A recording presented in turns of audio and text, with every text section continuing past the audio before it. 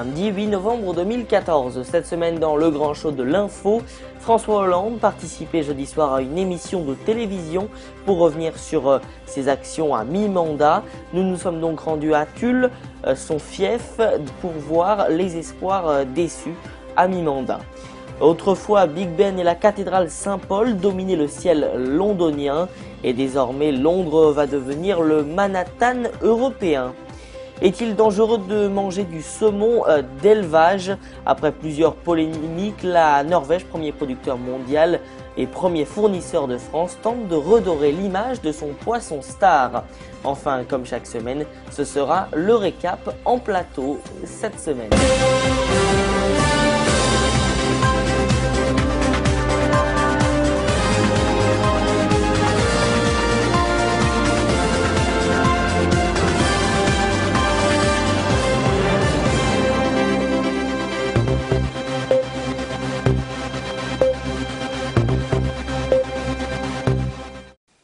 Bonjour à tous et bienvenue dans le grand show de l'info.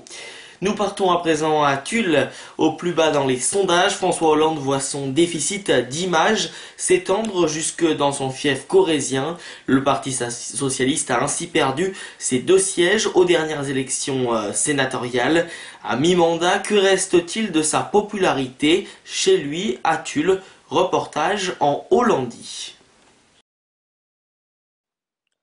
2 ans et demi après l'élection de François Hollande à la présidence de la République, la liesse qui avait suivi sa victoire dans les rues de Tulle semble bien loin. Comme 51% des Français et plus de 57% des tullistes, François avait voté pour l'autre François au second tour. Aujourd'hui, ce retraité ne s'y retrouve plus et ne se prive pas de le dire à son ancien maire. J'avais dit que ça allait changer et que t'aimais pas la haute finance et tout, mais il n'y a rien qui se passe, quoi, ou pas grand-chose, quoi. Tu parles, on va augmenter ma retraite de 8 euros. Et je vais avoir une prime en février de 40 euros. Mais je le répète, je me plains pas pour moi. C'est pour les autres aussi que Dominique Grador dit en vouloir à François Hollande. Cet élu communiste a fait partie de sa majorité à la mairie comme au conseil général. Elle lui reproche d'avoir oublié ses valeurs de gauche. C'est comme si finalement il a battu Sarkozy, mais que la bataille idéologique conduite par la droite ces dernières années finalement continuait à être pleinement finalement le cadre de mise en œuvre et des choix de la politique actuelle. C'est sur les hauteurs de Tulle qu'il faut aller chercher les soutiens indéfectibles au président de la République. François Hollande a présidé le conseil général de Corrèze de 2008 à 2012 et Dominique Sceaux l'a côtoyé ici. Il a également été son attaché parlementaire et à seulement mi-mandat, il le croit encore capable d'inverser la tendance et voit même plus loin. 10 ans, c'est mieux que 5. Donc je pense qu'il est dans cet état d'esprit. En même temps, il a dit lui-même que si le chômage continue d'augmenter, finalement, ça sanctionnerait un échec. Et donc, à ce moment-là, il en tirerait les conséquences. C'est lui qui l'a dit. Donc je pense qu'effectivement, l'épreuve de vérité, elle est là. C'est oui ou non, le chômage va-t-il à un moment commencer à baisser? D'ici là, une nouvelle échéance électorale approche, celle des cantonales en mars 2015. 1 an après la raclée des municipales, ce sera un scrutin à haut risque pour la gauche qui détient une 60aine de conseils généraux. La perte de la Corrèze serait l'une des plus symboliques pour François Hollande. Autrefois, Big Ben et la cathédrale Saint-Paul dominaient le ciel londonien, une époque irrémédiablement révolue du fait des gratte-ciel qui poussent à un rythme effréné aujourd'hui et transfigurent la capitale britannique. Reportage à Londres.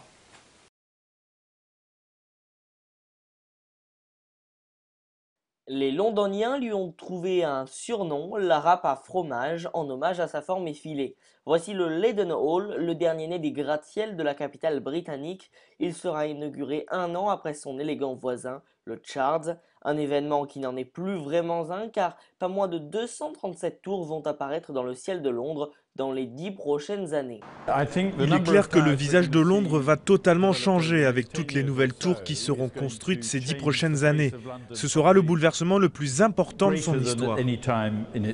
Ici, chaque quartier peut décider librement du type de construction qu'il autorise, au risque parfois de créer quelques désordres dans le paysage. Et voilà ce que cela donnera à Battle City. Cette tour à quelques centaines de mètres de Westminster ne restera pas isolée. La City de Londres, longtemps l'un des plus vieux quartiers de la ville, va se hérisser de 2 nouvelles tours, tout comme Blackfriars en face et plus au sud Canary Wharf, l'autre quartier financier. Les grues sont partout et les Londoniens, plutôt philosophes, y compris devant l'un des plus décriés, devant la dernière fournée de gratte-ciel, l'énorme talkie-walkie dans la City. C'est vraiment une tour londonienne. Vous savez, quand Tower Bridge et London Bridge ont été construits, les gens disaient aussi qu'ils n'aimaient pas. Il y a des tas de buildings qui sont ternes. Et là, quelqu'un s'est assis et a dessiné ça. Franchement, c'est fort. Pourquoi une telle frénésie de construction? Officiellement, il faut loger une population en forte croissance. 8 millions aujourd'hui, 10 millions en 2030, 13 millions en 2050. Mais une partie importante de ces immeubles sera des bureaux et le reste réservé à une élite. La flambée des prix de l'immobilier est le véritable moteur de la croissance. Elle attire les financiers britanniques et étrangers qui y voient un bon investissement de long terme. Nous savons ce que veulent faire les promoteurs avec leurs terrains si coûteux. Ils veulent construire des logements très chers qui seront achetés beaucoup par des étrangers qui ne vivent pas à Londres. Nous sommes en train de perdre quelque chose d'essentiel en repoussant les gens en dehors du centre. Un centre qui a toujours accueilli les pauvres comme les riches. Ce n'est pas comme à Paris, Stockholm, Tokyo où les pauvres ont toujours dû vivre à la périphérie. Londres, c'était mélangé. Ironie de l'histoire, les tours des années 70 et 80, tant décriées par le prince Charles, avaient été construites pour loger les déshérités.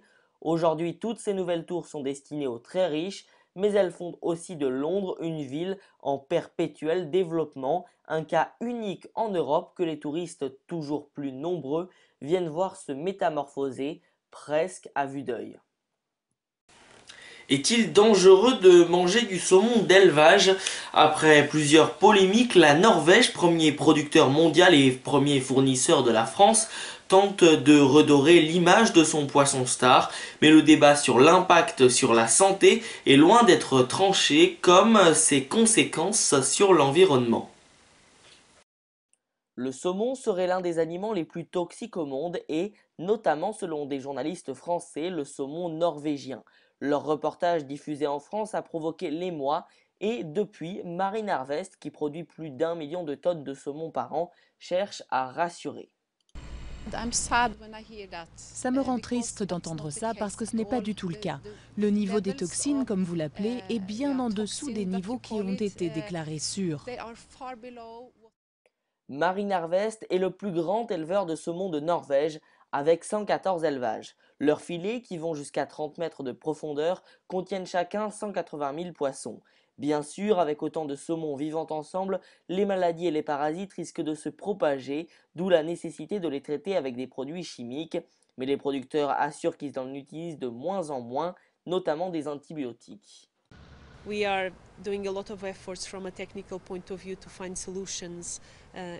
Nous faisons beaucoup d'efforts, notamment techniquement, pour réduire les traitements chimiques et les remplacer par des techniques naturelles, incluant le nettoyage des poissons pour se débarrasser des poux de mer.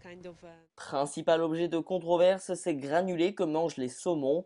Les Français estiment qu'ils contiennent des composants comme le PCB et de l'étoxine, alors que les universitaires norvégiens de Bergen estiment eux que les niveaux chimiques sont bas. En France, les associations de consommateurs pensent qu'on manque d'informations.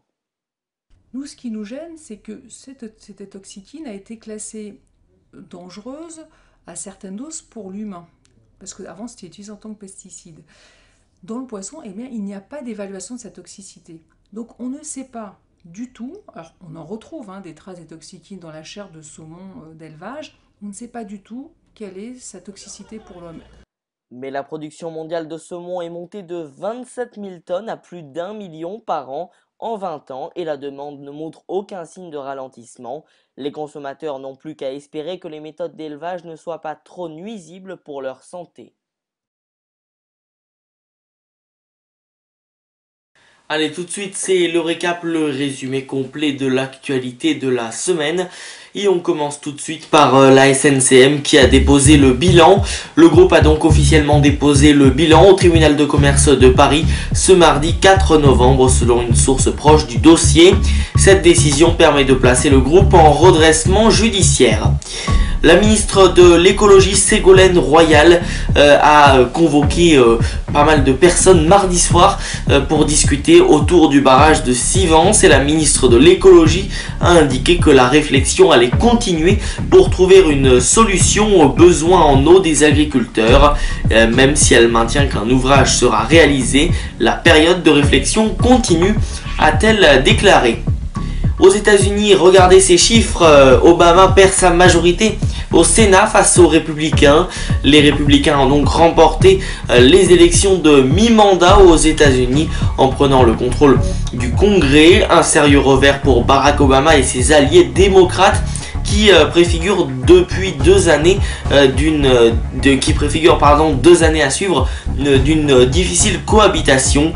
Les Républicains pourraient ainsi renforcer leur mainmise sur la Chambre des représentants qu'ils contrôlent depuis désormais 4 ans et où ils détenaient jusqu'à présent 233 des 435 sièges. Ce que l'on peut dire, c'est qu'Obama a payé son impopularité croissante sur le sol américain. Le Goncourt décerné à Lydie Salvaire pour Pas pleurer. Lydie Salvaire a été couronnée ce mercredi par le Goncourt, le plus connu et le plus réputé des prix littéraires français, pour Pas pleurer, un roman sur la guerre civile en Espagne, devançant les 2 grands favoris, l'Algérien Kamel Daoud et le Français David Fuenquinos. C'est une légende qui s'est éteinte ce jeudi. Le guitariste gitan Manitas de Plata est mort dans la nuit de mercredi à jeudi dans une maison de retraite à Montpellier. Il était âgé de 93 ans. Et puis jeudi soir, François Hollande a donc participé à une émission de télévision sur TF1 pour revenir sur toutes ses actions à mi-mandat. Et bien cramponné depuis 2 ans et demi à sa tâche, François Hollande s'est donc engagé jeudi à réformer la France jusqu'au terme de son quinquennat, promettant qu'il n'y aurait l'an prochain aucun impôt supplémentaire pour qui que ce soit. François Hollande a également annoncé que la France était candidate à l'organisation de l'exposition universelle de 2025 et le président de la République s'est également dit favorable à l'organisation des Jeux Olympiques à Paris en 2024. Et puis enfin, les baisses d'impôts du crédit d'impôt pour la compétitivité et l'emploi, le fameux CICE, seront transformés en baisse de charges à partir de 2017. Voilà donc ce qu'a également annoncé François Hollande lors de cette émission sur TF1 où 4 Français ont interrogé le président de la République. C'est la fin de cette édition, merci à tous et toutes de nous avoir suivis, excellente semaine à tous et on se retrouve samedi prochain pour de nouvelles actualités sur bigwebtv.fr. Bonne soirée.